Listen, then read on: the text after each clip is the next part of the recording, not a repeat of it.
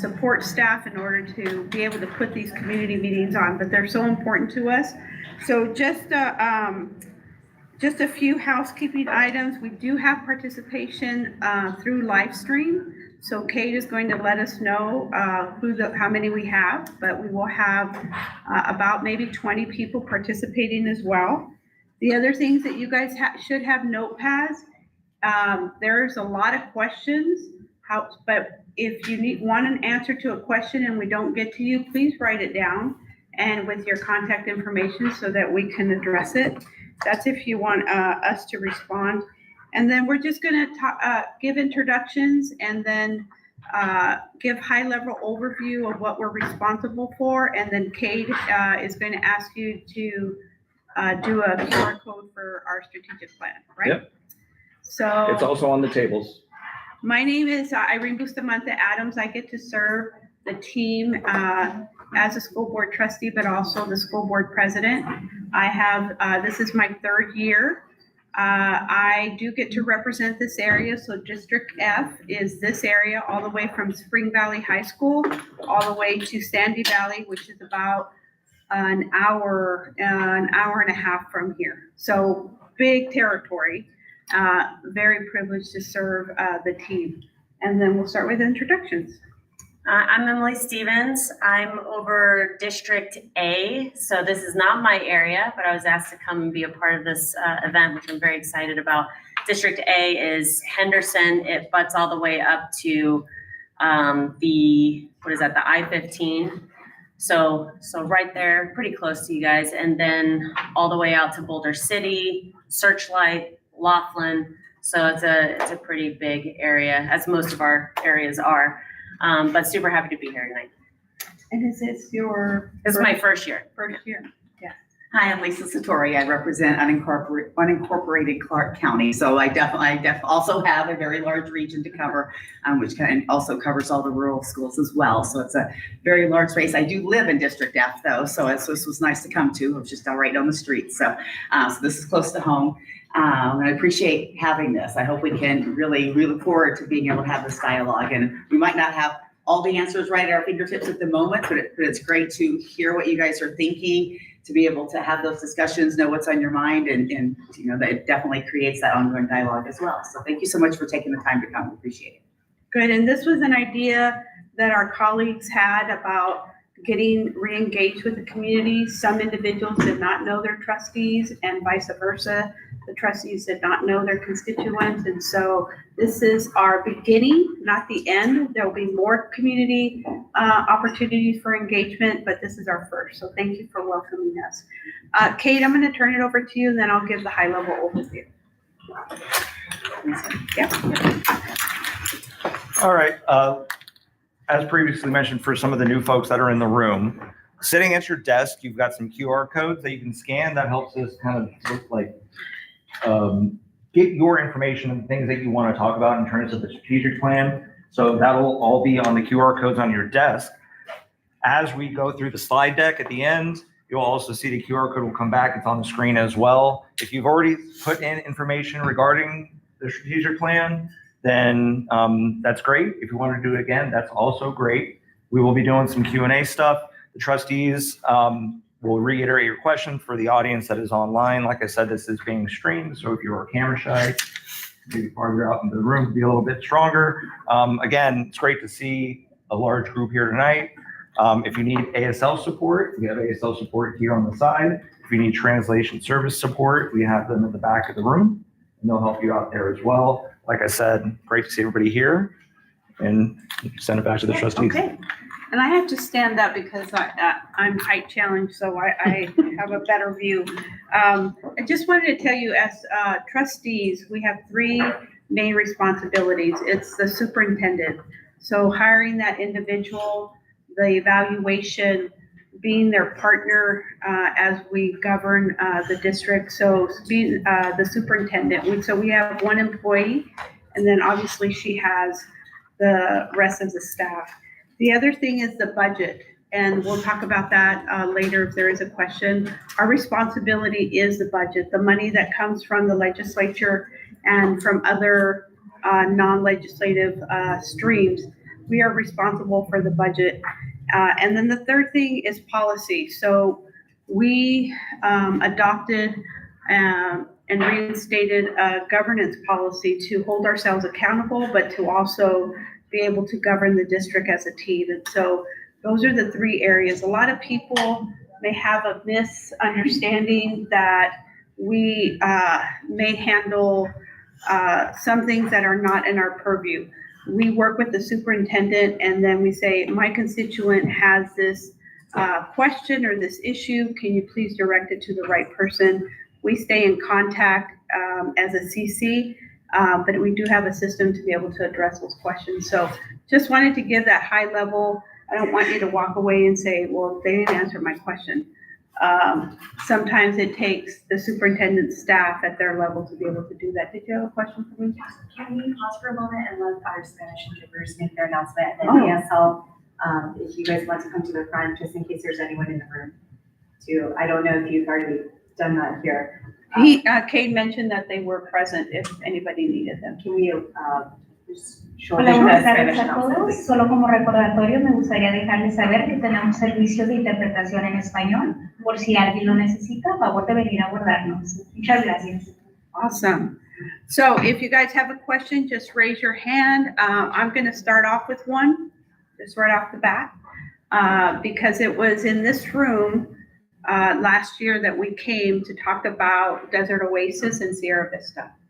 So in this room, there was the community input about the high school that had been promised several years before we got here, but promised by the developer, promised by the school district to build a high school in this area, and that has not been delivered.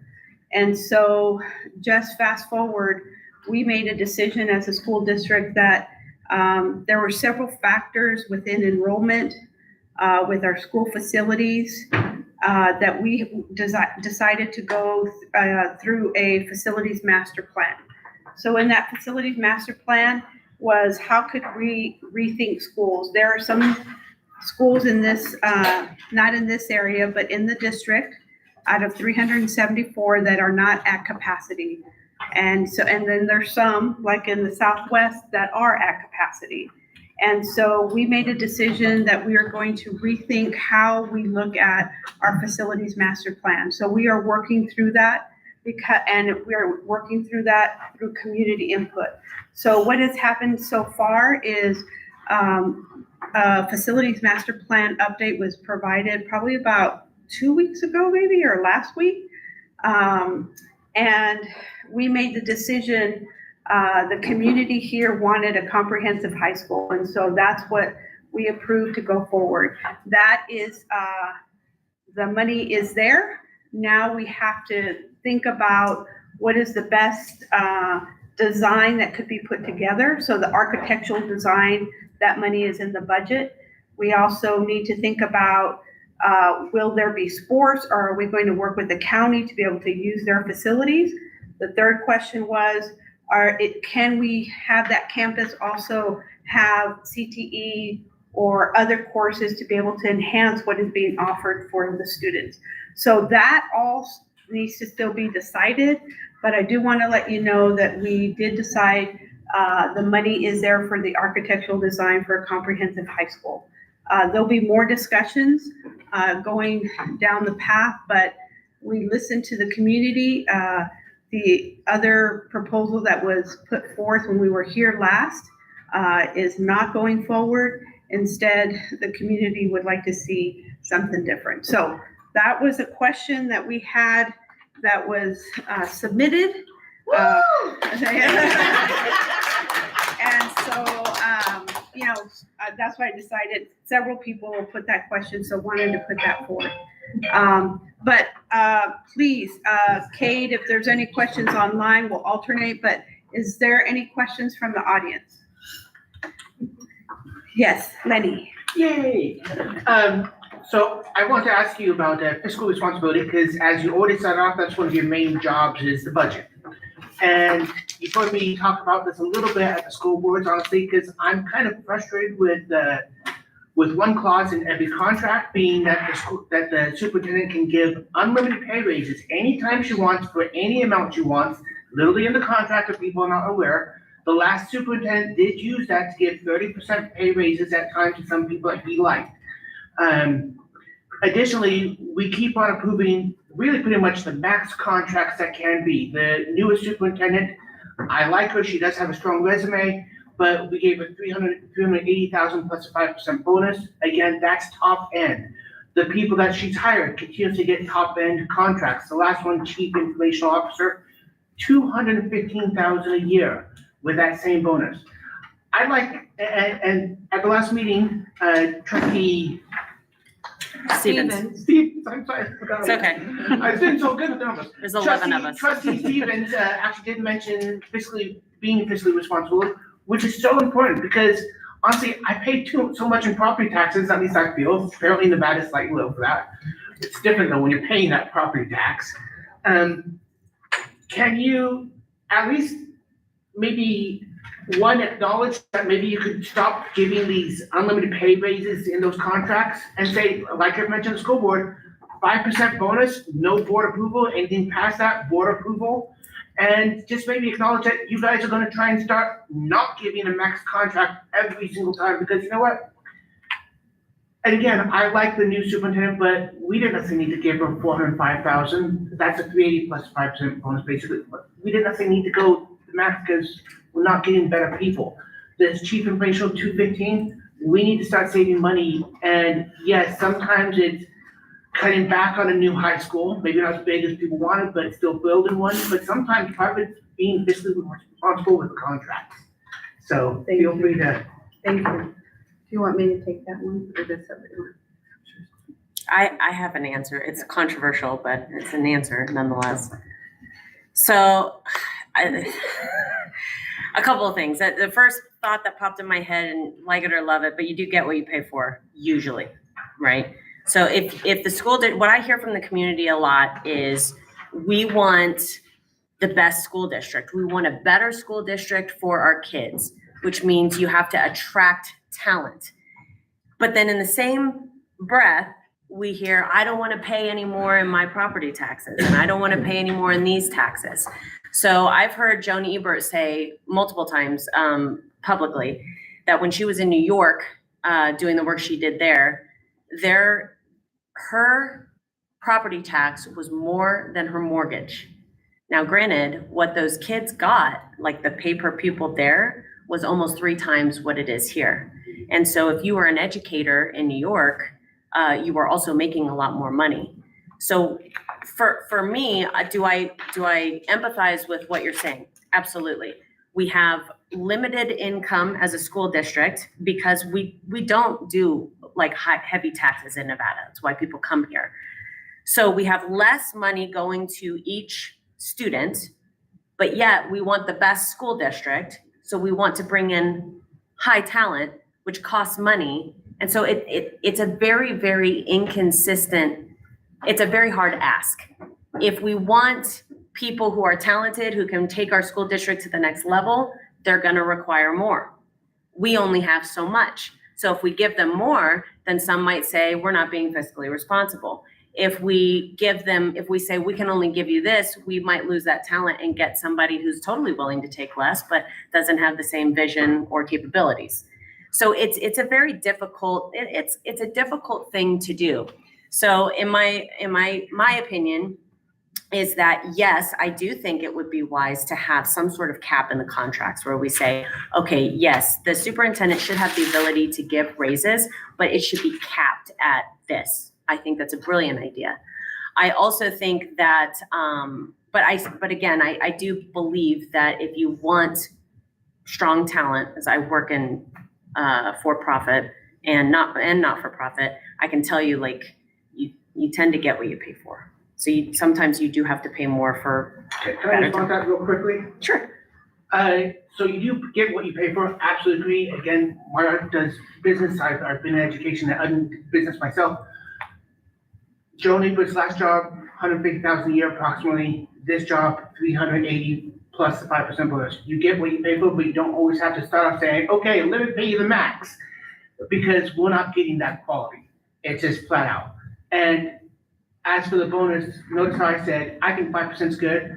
And I'm saying anything past that, going to the board, getting the board approval. I'm not saying, hey, if this guy's knocking it out of the park and doing a great job, no, we can't give him money. I'm saying, look, yes, we can give him that max in the contract, and then the superintendent can go to the school board and say, look, this is what this employee has done. I would like to, because the bonuses you have to do it, why do you not have to do it when it's a permanent raise?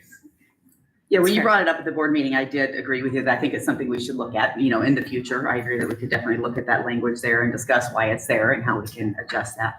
But I definitely agree. And you think of, and I know there was comparison made to other large urban districts to ensure that we're, paying in alignment, but we are a very large district as well. And then also going into it with the amount of problems that we have, asking a superintendent to come, and knowing that it's a big task. So, but. Thank you, Lenny.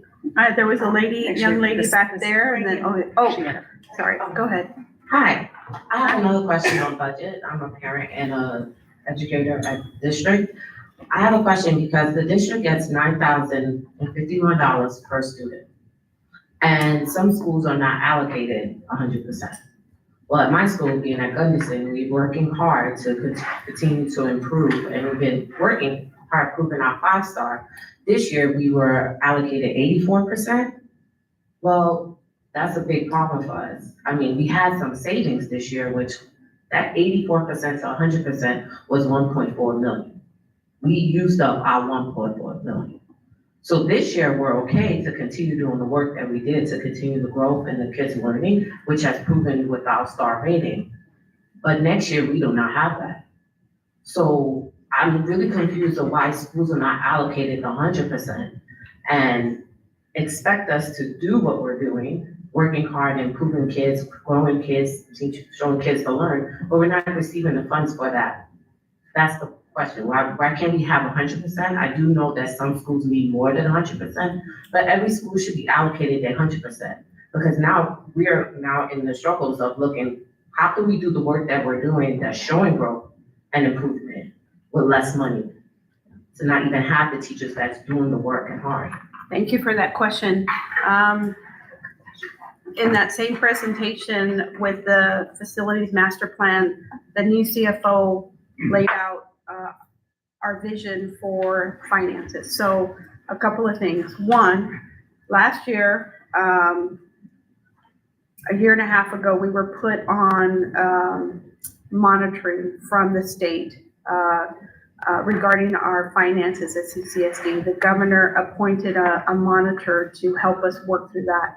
The great news is that all the findings, which there was about 20 of them, 20 plus, every one of them, we have been diligent to check it off, and we are moving in the right direction.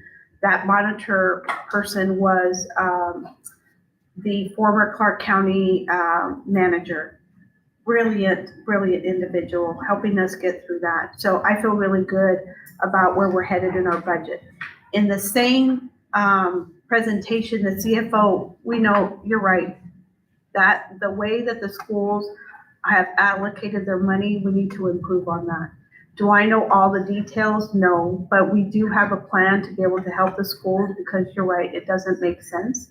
And if the CFO doesn't like the system, we need to change it. And you are absolutely right. So we are headed in that direction. You will be seeing that improvement come out next year. It may take us a year and a half to get there and prepare for the next legislative session, but we are headed down the road. You are absolutely right. So the changes may not, so we still probably have to deal with the big change for us next year. This is going to be a big impact. You may see it before the school year, the next school year. So So, but you are absolutely right. It doesn't fit anymore. Just like when we did the per student funding, it took 50 years at the legislature to be able to change that model. The same way for this. People have tried, it's just enormous, but the superintendent has hired the right CFO. You will see that evolving. So you are right. I don't know who's next, so I'm not even gonna call people, whoever has the microphone. Just to follow up on that, would you find out by January when the SOT is doing the budget? Will that new info be out? On Mrs. AD's question. If you write it down, I can get you, the timeline, because he does have it already laid out of how he's going to, make that work. And there was the question of how do you educate the SOTs, to know, and so that part we haven't figured out yet, but there is an interest from the trustees to educate the SOTs, because if we can simplify it and explain it in a very non-threatening way, the better advocates you're going to be for us. So if you write your name and contact, I will let you know the timeline. Thank you. What's in this? Great, thank you, good to see you. Sorry, I'm learning, and I'm from outside of the space, but a school. Yeah, school organizational team. I still want to call it the parent, but it's not school organizational team. So the legislature approved for the school districts to have a team at each school that helps the principal, not only with the budget, but with other items. So it's a legislative. It's like a small board for the principal for that school. Yeah. Kind of like your kitchen cabinet, yes. Teachers and parents, Yeah. community members, stakeholders. And they help with the teacher, with the budget, they help them with vacancies, like where would make sense if we moved, if we needed this more than we needed that. So anyway. And Miss Satori is gonna answer the next one. More fairs. So my question is, so DO is home for me and my kids. I've had one graduate, one currently here. So with the new comprehensive school opening, I understand that parents, people are up in arms, right? Because DO is overcrowded, Vista's overcrowded. What happens when you open this comprehensive high school and now you are gonna have Vista, DO, and this high school under numbers, so you don't get your funding, you lose your teachers, your CTE programs they diminish because you don't have the people, you don't have the funding to pay them. What happens then? What happens to the kids who are on these CTE tracks, right? I know that personally here, I give Mr. Salzman a lot of credit because we've worked really hard, our master schedule. I sat on this SOT for 3 years for this high school. And so it's very near and dear to me. So what happens then to my kids that are coming up? What I've been sitting here working for, not just my kids, but for everybody. What happens? Because that's what's going to happen. I disagree with that. I disagree with your assessment of the numbers. Because right now you have DO at 130% capacity. You have Sierra Vista at 130% capacity. You have Liberty at 120% capacity. You have the numbers as of September. Gunderson is at 1584.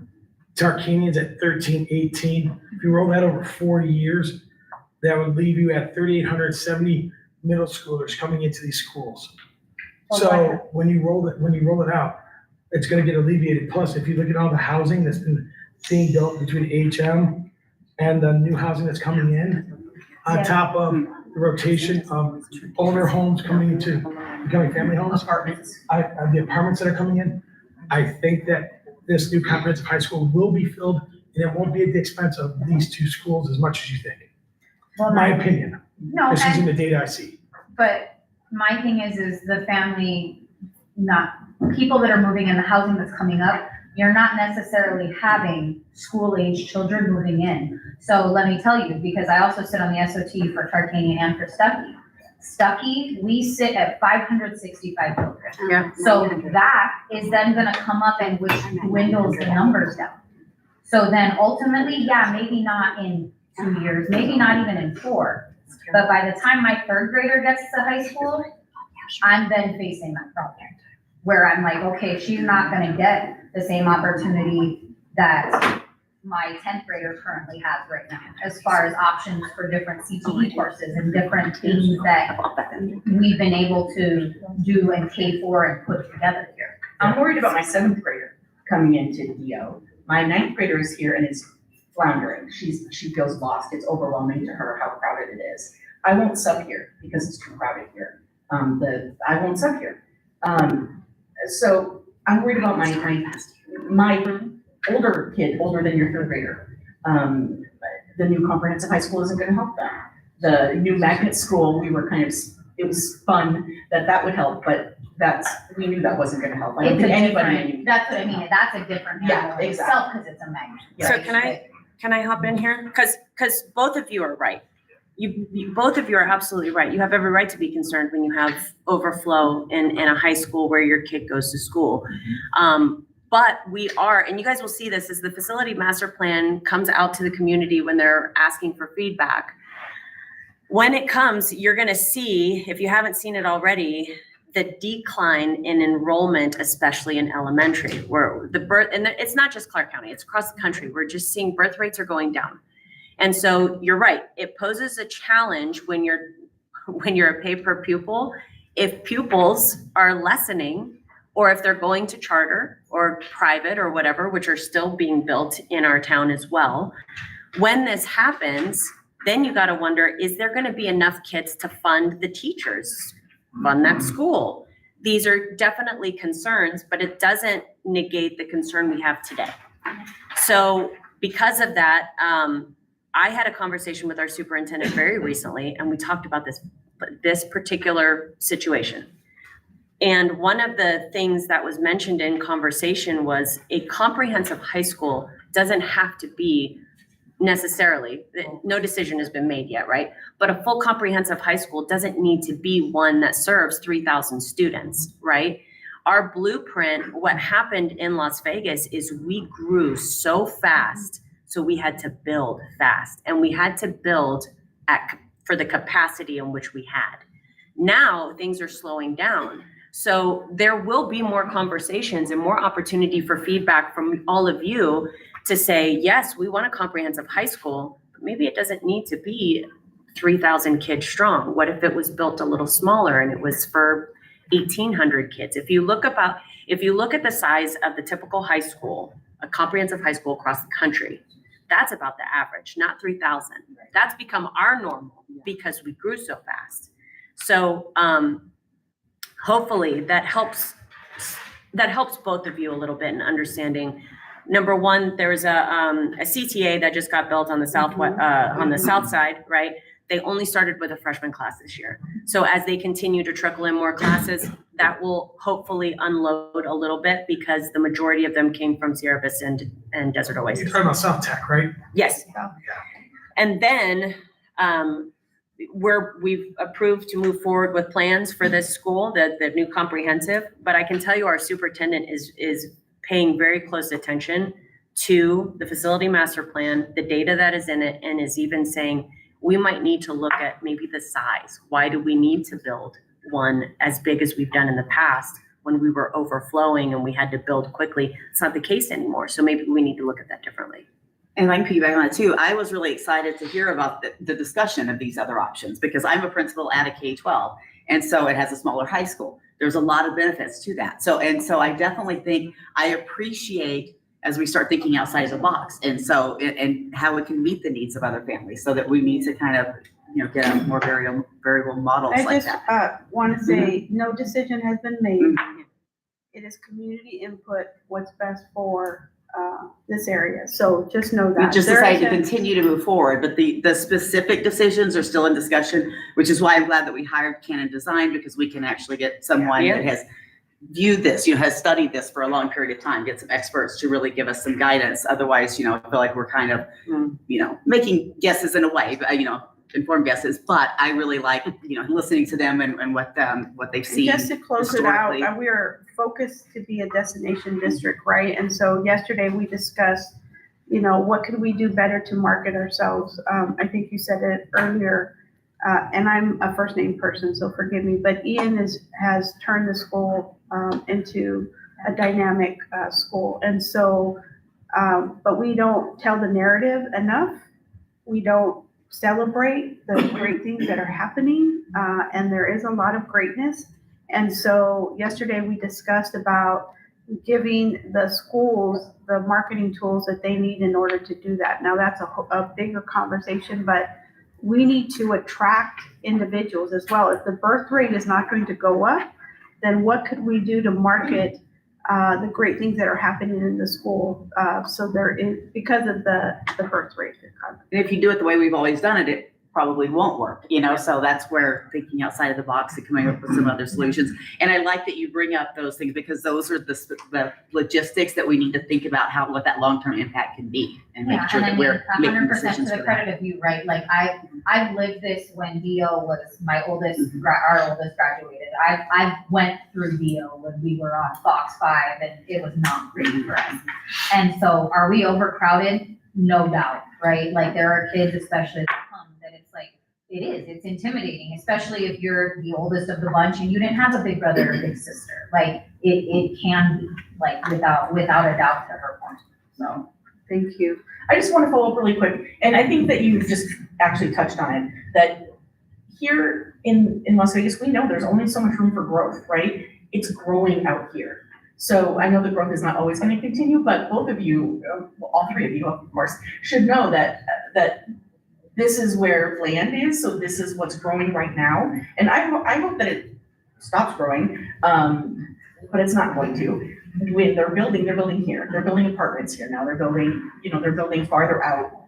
We used to joke that they're gonna, build to Prem, and eventually they will.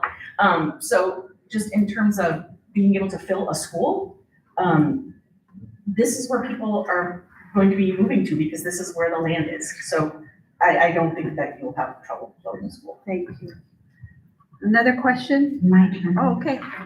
So I'm a educator. I'm a community member. I'm the ESCA secretary treasurer, and I'm a grandma of an elementary school child. So I have, and because I live over here, I have some concerns. I work at Ortwine Elementary, and it's one of your schools. And count day, we didn't meet the numbers that we needed to. So we had to cut some people right after count day.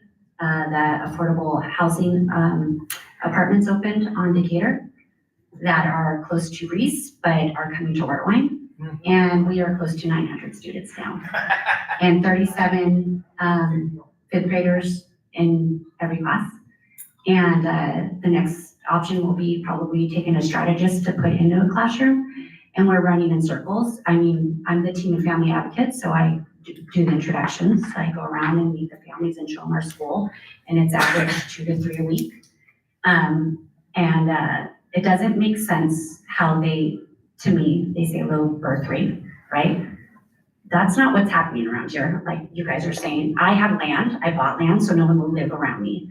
The land is sold during COVID. They did a lot of bait and switches, and BLM turned into apartments. And they're everywhere. They're taking all of our land, any option, it's going up.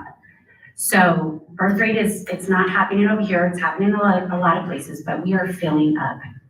Our buses are overflowed. Kids are waiting an hour for those buses. It is getting crazy, and we don't have the staffing. So to that point, so I could just plant that seed in your head. So now I'm going to put on my secretary treasurer hat for ESCA. As of yesterday, we had to lay off people, and you guys probably are aware of that. 49 support professionals got lifted, 7 took demotions, and 42 were terminated from our district. Terminated.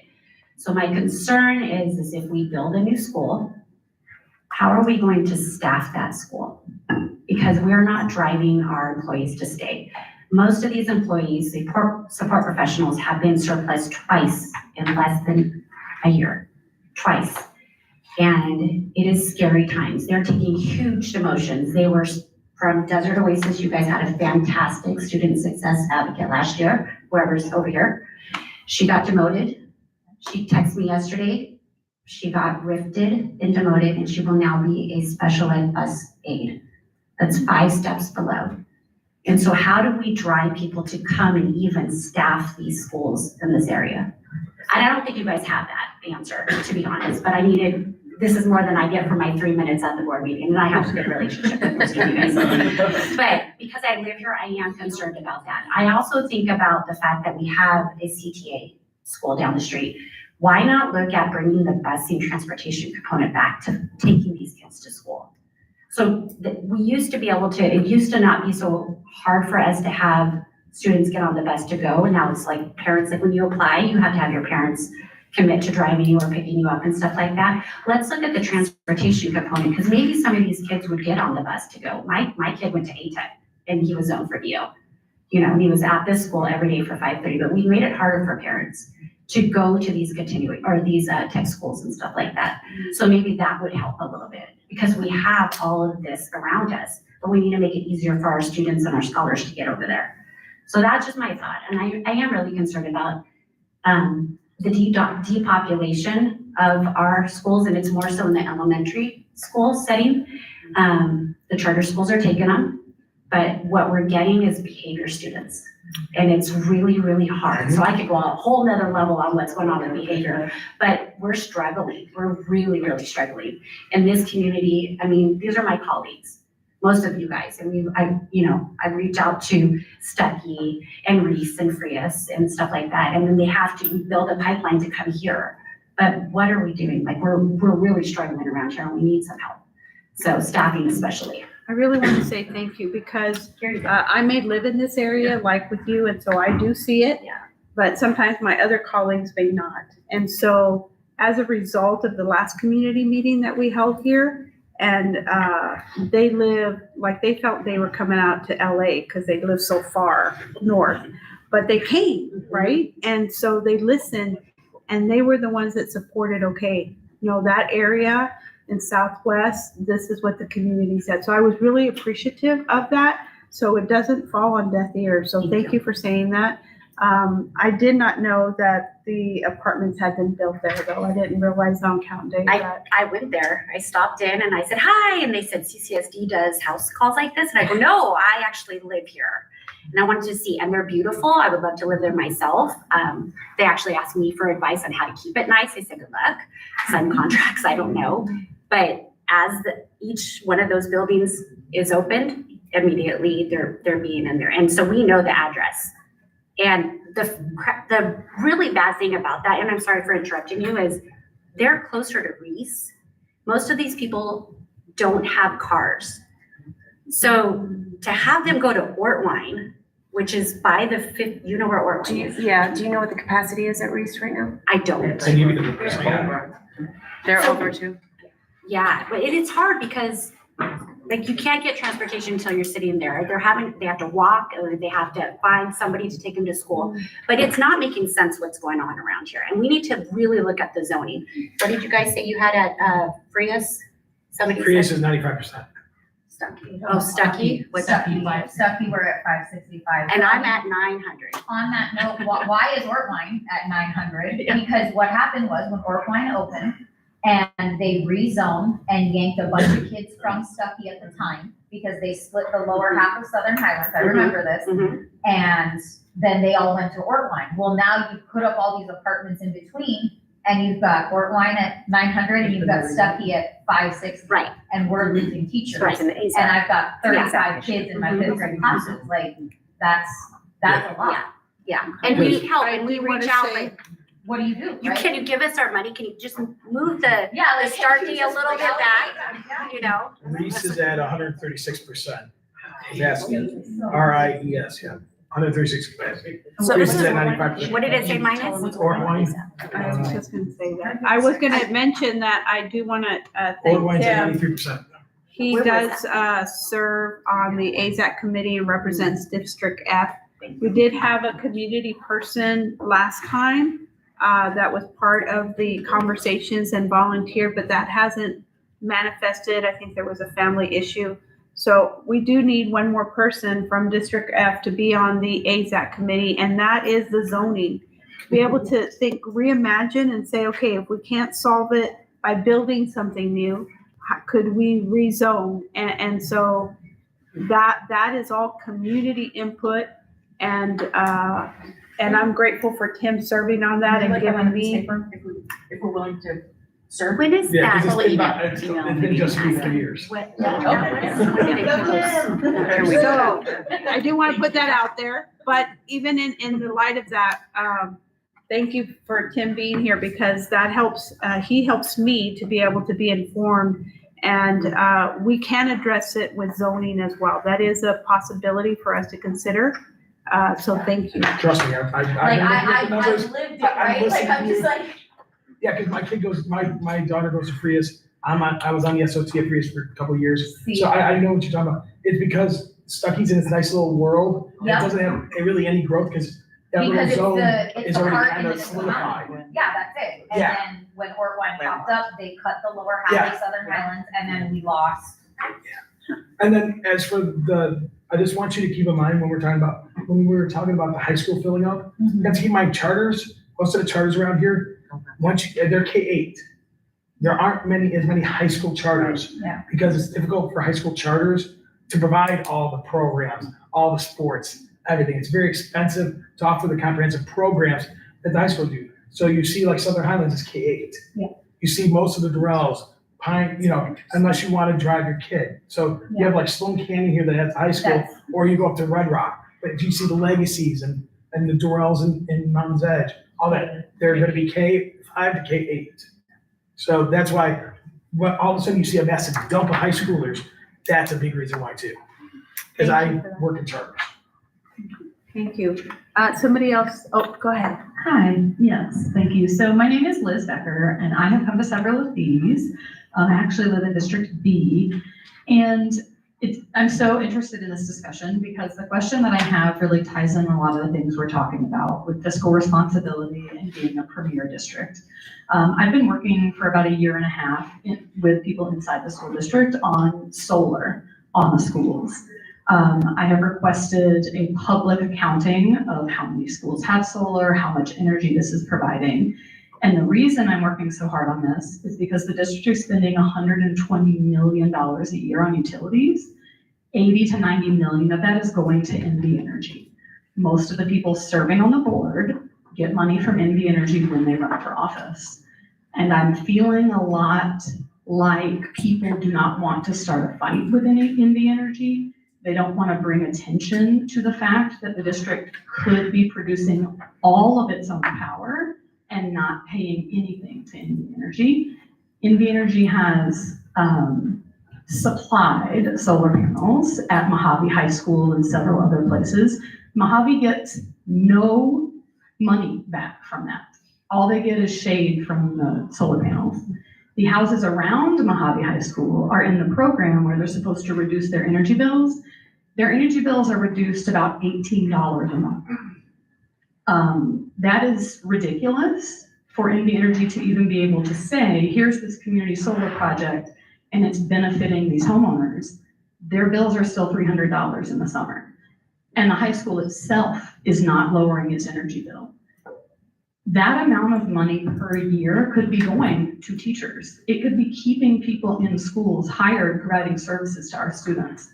But the district received $1.128 million from the federal government this year for solar it installed in the past 2 years. That money is sitting in a rebate account. The general public does not even know that this money exists from the federal government to help the school district put solar on and own it, and then provide your own power. There's an audit that is taking place inside facilities that they've hired someone, and who knows how much they're paying them to do an audit. The general public isn't going to get that information. It's an internal audit on how much energy the school district is using. And some of the tech high schools that have solar and they have the programs where high schoolers are learning how to install solar, the students nor the teachers know how much the solar is producing, and they don't have a dashboard so that they can interact with the solar and see how it's producing power. Like, how is that even helping them in their school?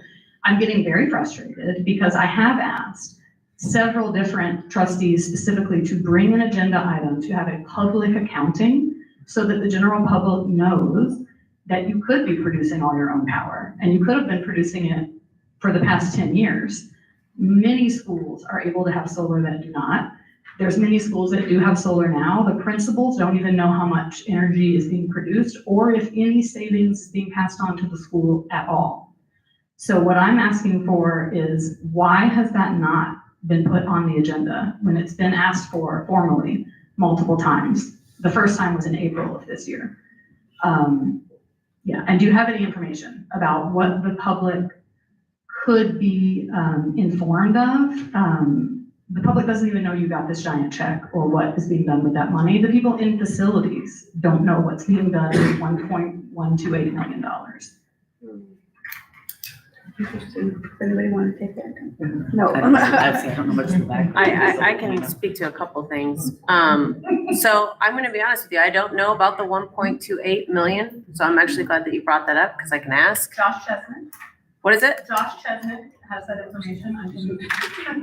He's working under Brandon McLaughlin.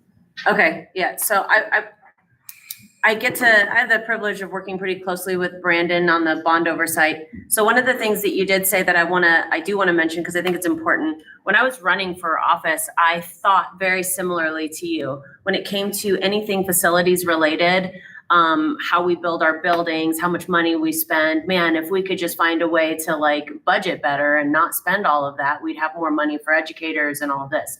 What I learned was that that's actually not exactly true. That it's the craziest thing when you learn about how we're funded. Anything facilities related, it comes out of our bond oversight, right? So that is a completely separate entity. It's the general fund, which is where we're having our educators, our teachers, and so from that respect, if the money is there specifically for facilities, then that money would never be earmarked for educators. So that's just something to keep in mind. But when it comes to, one of the things I often think about with solar, in what the big problem here is, in my opinion, this is just me being a native here for so long, is that NV Energy has a monopoly, and that is the biggest problem. Because it's very difficult, it's like you said, if you go get solar and you get it from the power company, you're not really saving money, are you? It goes back to the power company. I've seen this as well. So then you have to go and purchase all your own solar panels, which is very, very expensive. That 1.28 mil wouldn't cover, that wouldn't even be a dent in how many buildings we have and how many we would need. Right, but that was only for 2 schools. Okay. And it's the federal government will pay up to 70% of the total cost of the solar. People in facilities know this. You're working with Bailey to get this money back from the federal government, but they're not telling anyone. Like, do any of you know that this money exists? And I have approached the district for months asking for a press conference to let people know that this exists, that this money's coming in, because every new school is getting solar. And they're paying for it in bond funding. So it's not coming out of general fund to pay for the solar. The solar is getting put on the school with bond funding wrapped into the total price of the school. But when you reduce the cost to the utilities, that money should be going back into the budget. It should be going back into the facilities budget. Got it. To upgrade all the schools. The air conditioners don't work and we need a lot of work. But in facilities, they're telling me that that money is not going back into the facilities budget because it's not being accounted for. The savings that those solar panels are creating isn't showing up anywhere. Well, in the past, they had, I'm Arlene Kim. Oh, thank you. I'm an educator here too. In the past, there was a thing with NV Energy where we had to pay an exit fee in order to have solar put on all of our high schools or do a comprehensive, analysis to even be able to produce our own power. And I think that now there has been a change. Somehow there's been a change where we're able to get solar in the budget for the entire school. I don't know if the school's gonna make that money or NV Energy gets the benefit of the solar panels, but you're saying that you think that the district is getting this money from the solar panels. But I'm not sure if there's been a change. Many of the people that I've talked to in the university, we have stated that there was some policy changes and that we are able now to get solar on the schools and it can, in 6 years, pay for itself, and then start producing a lot of money for our kids. So, it would be nice to have an update on what's happening with that and more information. Liz, did you send us, when you were at the board meeting and presented, did you email us some information afterwards or not? You did? Okay, because I wanted to, I want to kind of go through and. I can send a follow-up. Back. Most of my communications with Brandon or with Josh Chestnut now. But the board members have gotten. I've also communicated with Brandon. Okay. Thank you. Well, I'll go back and I haven't fully reviewed that, There's but a meeting at the Northwest CTA and the third trustee meeting, I've heard yeah, I haven't had a chance to fully review that, but I want to take it and we can definitely ask some questions and try to follow up and get some more information on that. Thank you.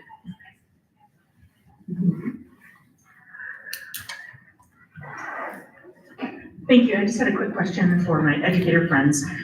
With the budget crisis and the staffing issues, were early retirements considered as an option instead of getting rid of staff?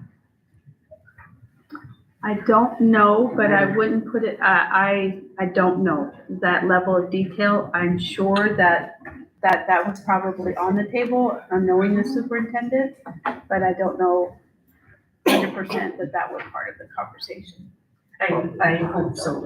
Obviously, we have a lot of, experienced educators who are, if I can be so bold, counting the days to retirement right now. So that would have been a nice thing for them. So, thanks.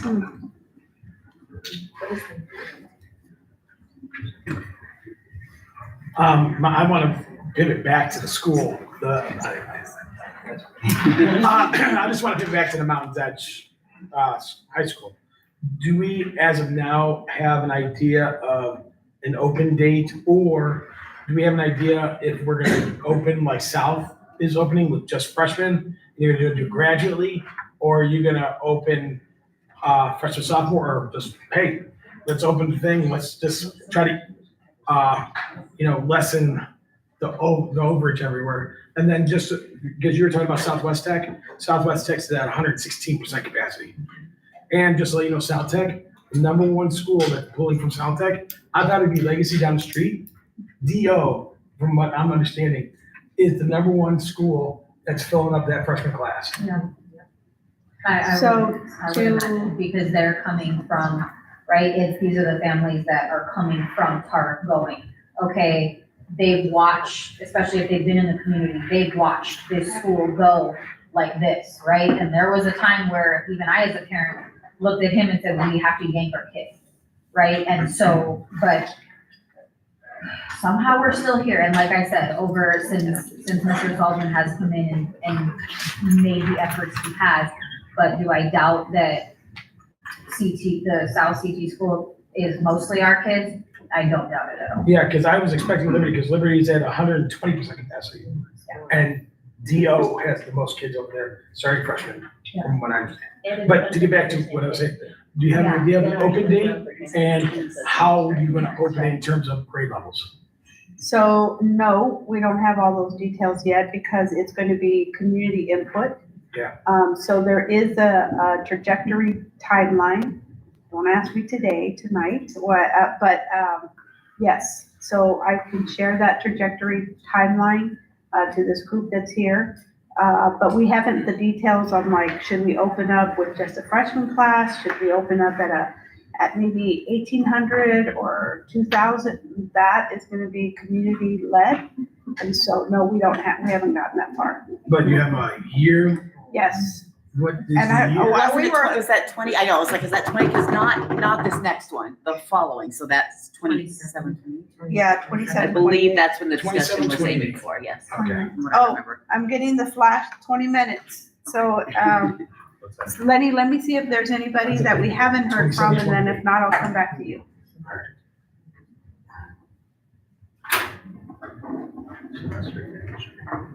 Yes. I wasn't planning on asking a question. Okay. Hello, my name is Ed Gonzalez. I sit on the, I'm trying to figure out this, the advisory committee for Region 3 for the facility master plan, which is basically east of the 15, so it goes up to like, by the Air Force Base, cuts a little bit, and goes back to Henderson. The reason I'm speaking, I don't live in this community, I'll make that abundantly clear. I live in District G, which is just outside of Trustee Stevens' district, but then the school I'm with is way far in the northwest, or northeast. I had a question about the facilities master plan. So I sit on that committee for the region, and I guess, and I was here when they had the comprehensive conversation at Sierra Vista, and based on going there to see what, I was curious what you guys were thinking, because I remember those conversations years ago, promises made and promises not kept. And based on that, I got appointed to the area that I did my work Baldwin. But my question for you is that we know there's not enough money in the bond to fix all the facilities. And so you have a situation here that you're talking about where you want a comprehensive high school because this area needs it. But you got other parts of it where I'm at, both where I live and where I'm involved at a school, where enrollment is declining severely. And just to give you just a general idea, the elementary school that I'm with Hickey, which is, it's on the same block as Sunrise Mountain High School, but the elementary school is 2 blocks away. So it was built smaller, it was built at a different time. We're here in areas of Henderson too that you see in Trustee Stevens' district. They're pretty far apart. And so, and they were built much larger. But the question I have for you is, how do you delegate that balance between an area here who needs a school like the Northwest, where at the same time, we know we can't fix the schools in other parts of the district that are declining? Because there's conversations that are being had where we may have to close schools because we simply, even if the enrollment wasn't declining, you don't have enough money to fix it. You got a bond that was passed in 98 that's been rolled over twice. That's now going to expire in 35. So my question for you is, you've got a presentation, where is the balance that you guys are looking onto that? Because it's tough when one community says, I need a school and they're right, and another one says, we can't fix this. And so what are we going to do? Because it's going to have ramifications all over the place. So I put the dangerous dynamite question to you guys and see what are your processes. It's a tough conversation, but we know that we have to rethink how we're going to do this as a community. So it's just not going to be a trustee's decision. And so when I say rethink, you are absolutely right. There are, we have not gotten the research yet, but in these community organizations, they are looking at the data, and there are some schools that are way under, they're at 70-60% capacity, right? And so we have to rethink of having that community conversation, and we are thinking about, does it make sense to combine some schools? Do we expand and do K through 8 instead of just K through 5? Do we do a private-public partnership and turn maybe that campus into an education training center instead? And everything is on the table. That's what I want you guys to know. Everything is on the table. Some school districts in other areas that have closed 23 schools, they have done affordable housing for teachers. So we are looking at everything and not making a decision yet without the community. And that's what I want you guys to know, that it will be community input. Because how disheartening if you are in that area and you know that school may not exist, moving forward. And so these are very delicate and very hard conversations that we're going to have. And that's why we're relying on community input. The data has not come to us yet, but I know that they're happening. And soon we will have those conversations and figuring out. I want you guys to be rest assured that this is going to be a community decision, region input. Now, we're going to still have to take the sacrifice and press the button. You're absolutely right. Are we going to be able to please everyone? No, but it won't be done without community information. So thank you for that. I don't need that, but yeah, so you guys talked about earlier about making this a destination district. So we're making a new strategic plan. We're done with kids, whatever it was, 2024. When are we going to raise the bar with our standards? We don't have end of course exams. We move on to high school in like 2 credits. Is that what it is? It's like 2 or 3. Yeah. Our kids can't read and write. They can't do multiplication tables in high school. I have students in 10th grade who can't read a clock. It's just crazy, and we're not holding kids back.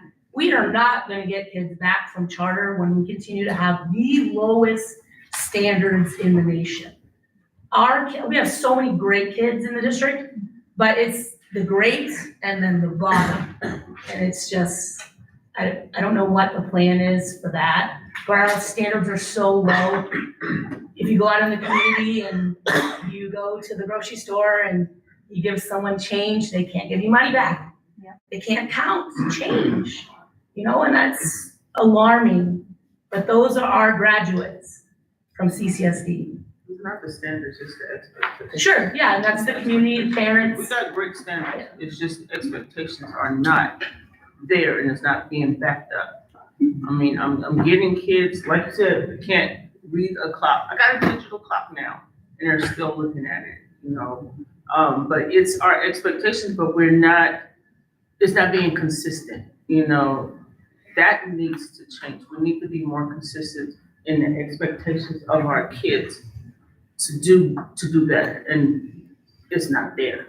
A lot of Superintendent Ebert's core plan that follows along with what we're planning on is that pre-K and that early literacy skills. And that is a lot of what ties into, those skills of telling time, the basics that can carry them forward.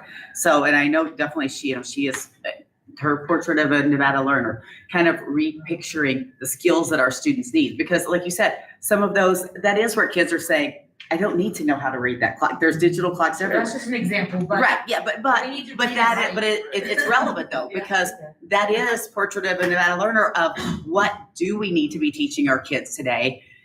What do we have AI, we have everything different, all these things changing. So we need to make sure that we're evolving and giving them the Minimum F tools. and no end of course exam, everyone graduates, But I mean, as long as they show up. But can we add semester exams back into middle school? Because that is one thing. We know, elementary, kids are eager to learn and that we can do a lot more. But when we come into middle school, and I've taught middle school and high school, our standards and expectation in middle school is so much different than high school. High school, you gotta pass every single class. Yeah. In middle school, you do not need to pass every single class, and then you move on to high school. So they're in shock when they get to school. We're in shock, and we're not training them to be ready to learn that information. I totally agree. But correct me if I'm wrong, but I thought like the minimum F and that's all state related. And so it's done at the state level and then it comes down to the district level. And so they implement it at the district level, but that's at a state. And so I might be wrong. It's the expectations, like you have, here alone for my child, I have one teacher that holds him here. You need to pass this, you need to take these steps. And then you have the teacher down the hall say, well, as I don't care if you do your formatives, as long as you hit your summative. And so then I'm trying to teach the kid two different things. There's no standards, there needs to be standards across teachers. The minimum F was respectfully the worst thing that could have been done for every child in this district, because I don't gotta do it, I'll get an F, and then I'll do really good on this summative, my teenage boy, and I'm gonna pass the class. So I don't need to learn about steps 1 through 5. I can go to 8, 9, 10 and still pass. And my teachers don't care that I didn't do it, as long as I pass at the end.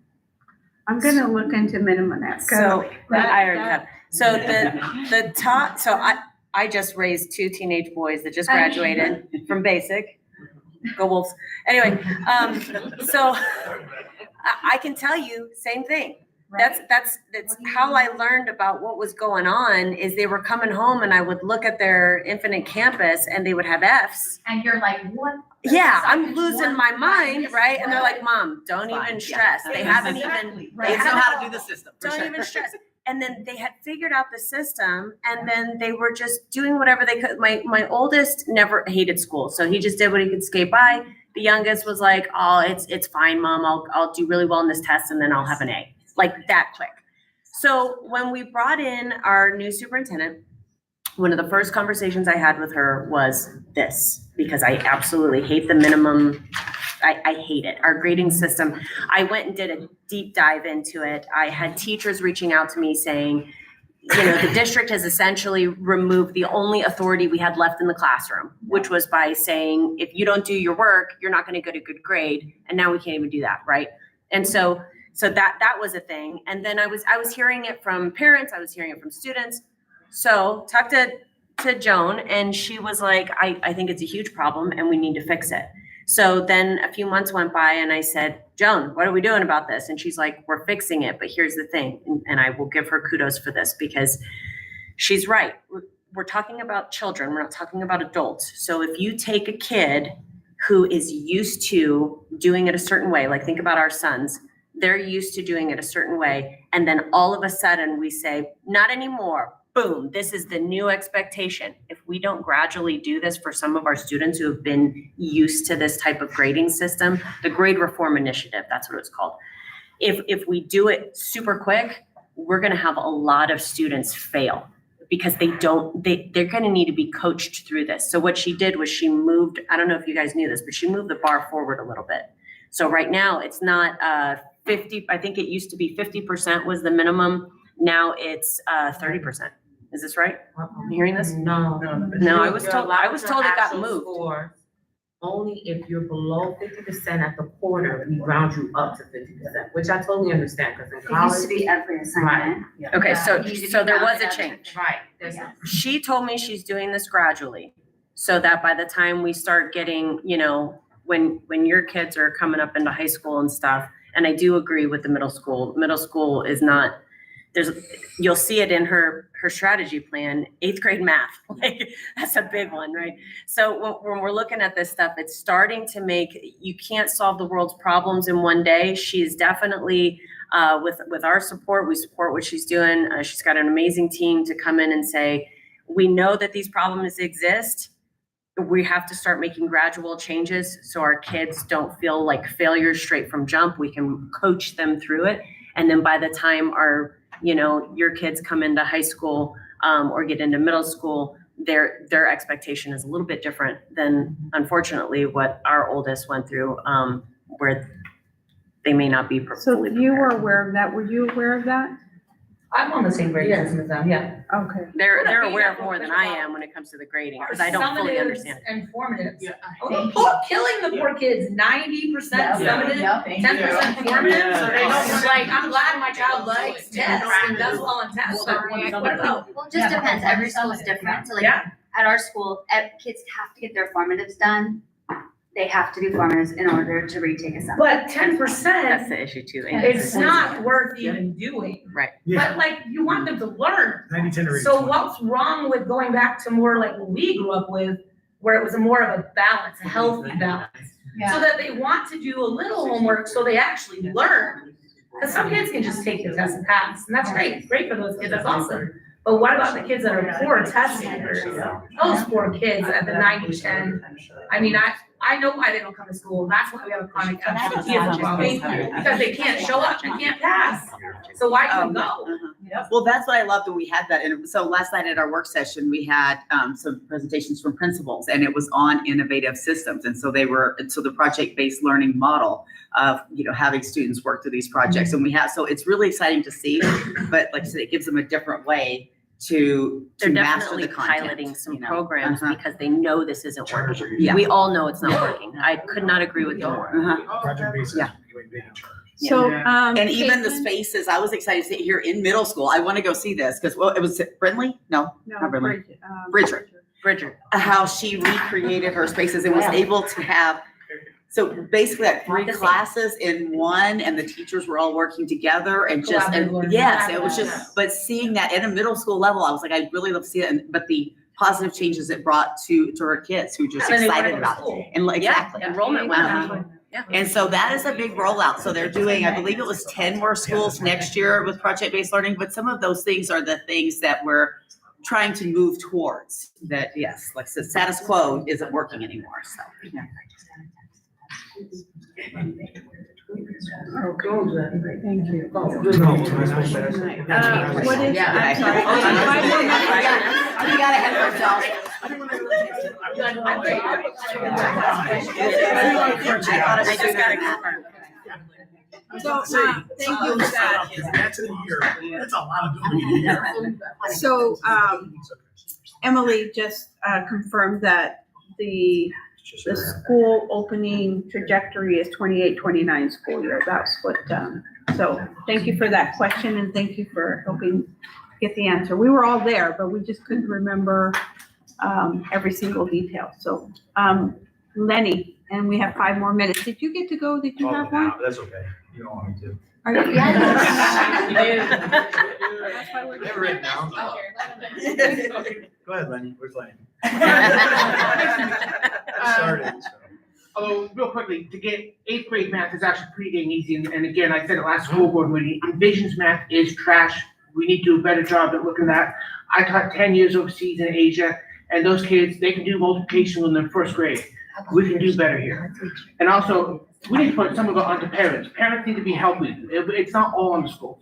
But what I actually wanted to ask or comment on was over 100 kids hit by cars this year, over 100, multiple deaths this year.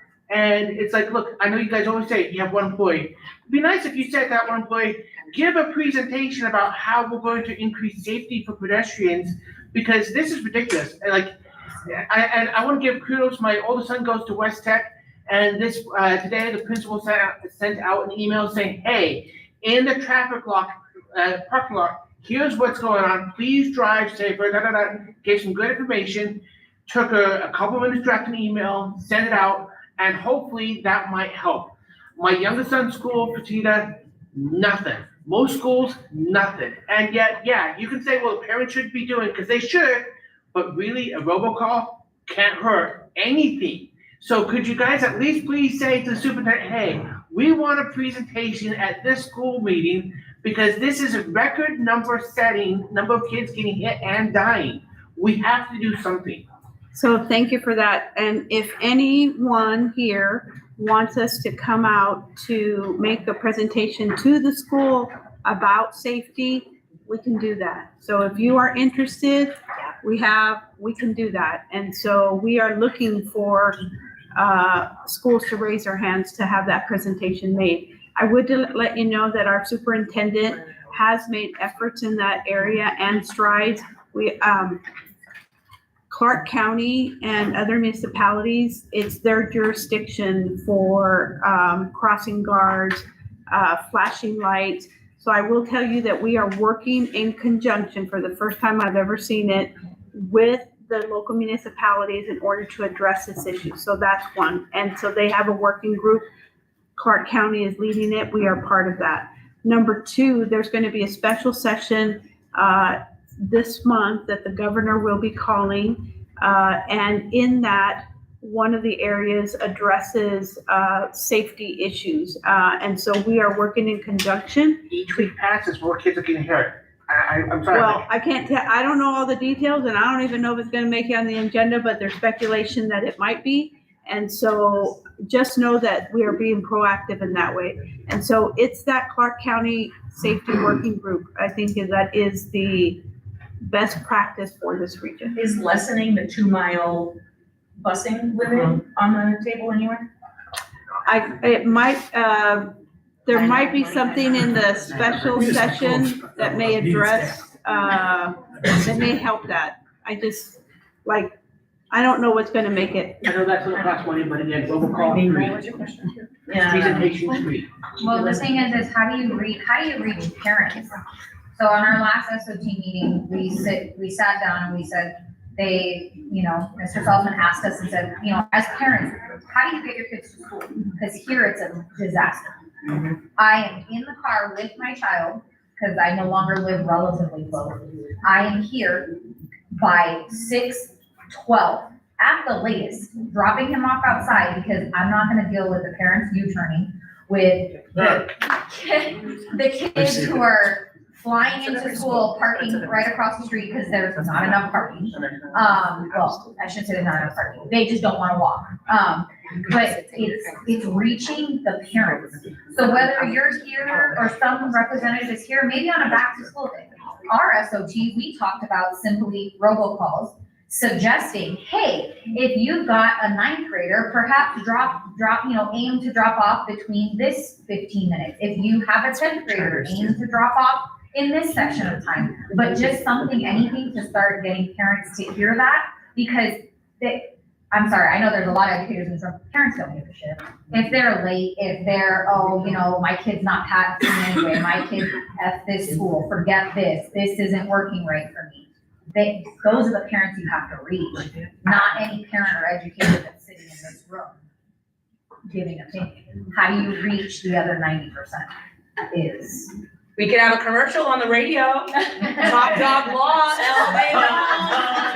I know all those commercials, my kids can sing Panda Law. And, all the phone numbers, it's ridiculous. But we never have a CCSD commercial for parents to That start actually out. just came up about advertising. Your We parents talked have about phones having now. some more advertising. For parents to have a license to drive to school. in the school zone. Right? You know, it's a fine. But those are public service announcements. Those are not. Yeah. Thank you for that suggestion. You guys, we're gonna stick around as I know that the school has to close out, and prepare for tomorrow, but like I said, thank you to Desert Oasis, thank you to the CCSD staff. If we didn't get a chance to talk to you, please, write your questions down with their contact information. Thank you for doing this again. This is just the beginning, so, just thank you. It's a long-term relationship for us. Thank you. Thank you so much.